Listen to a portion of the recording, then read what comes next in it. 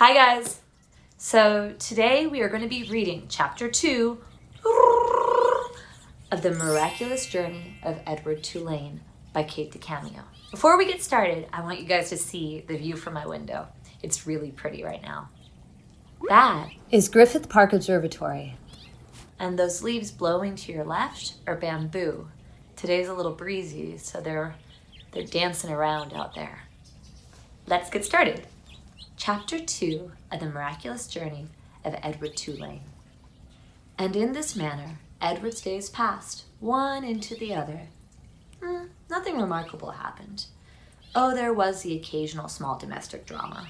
Once, while Abilene was at school, the neighbor's dog, a male brindled boxer inexplicably named Rosie, came into the house uninvited and unannounced and lifted his leg on the dining room table, spraying the white tablecloth with urine. He then trotted over and sniffed Edward, and before Edward even had time to consider the implications of being sniffed by a dog, he was in Rosie's mouth, and Rosie was shaking him back and forth vigorously, growling and drooling. Fortunately, Abilene's mother walked past the dining room and witnessed Edward's suffering. "Drop it!" she shouted to Rosie, and Rosie, surprised into obedience, did as he was told. Edward's silk suit was stained with drool, and his head ached for several days afterwards, but it was his ego that suffered the most damage. Abilene's mother had referred to him as "it," and she was more outraged at the dog's urine on her tablecloth than she was about the indignities Edward had suffered at the jaws of Rosie.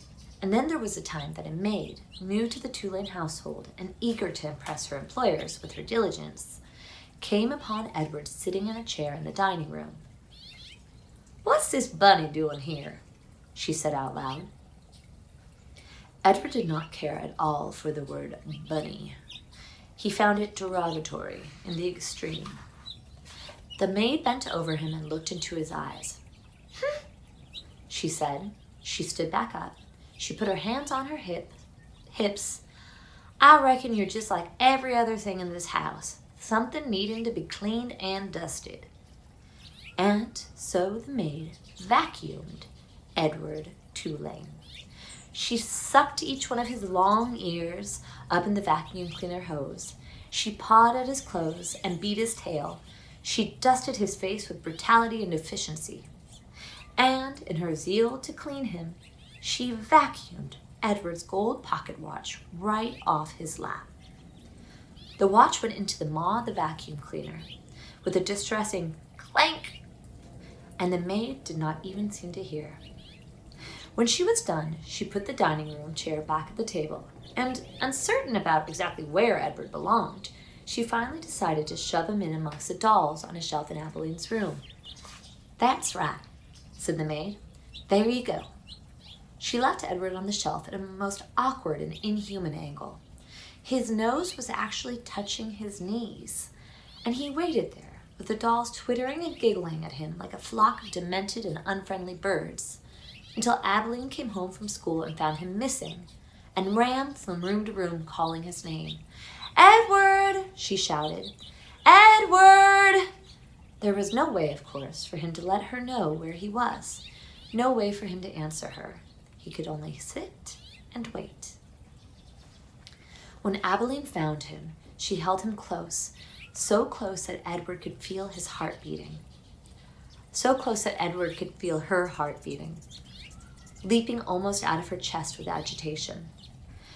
"Edward," she said. "Oh, Edward, I love you. I never want you to be away from me." The rabbit too was experiencing a great emotion, but it was not love.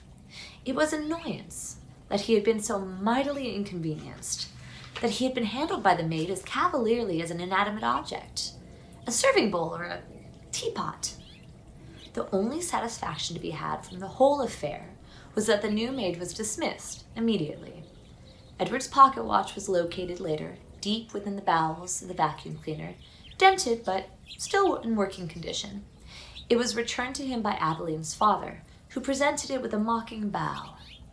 "Sir Edward," he said, "your timepiece, I believe." the Rosie affair, and the vacuum cleaner incident. Those were the great dramas of Edward's life until the night of Abeline's 11th birthday, when, at the dinner table, as the cake was being served, the ship was announced.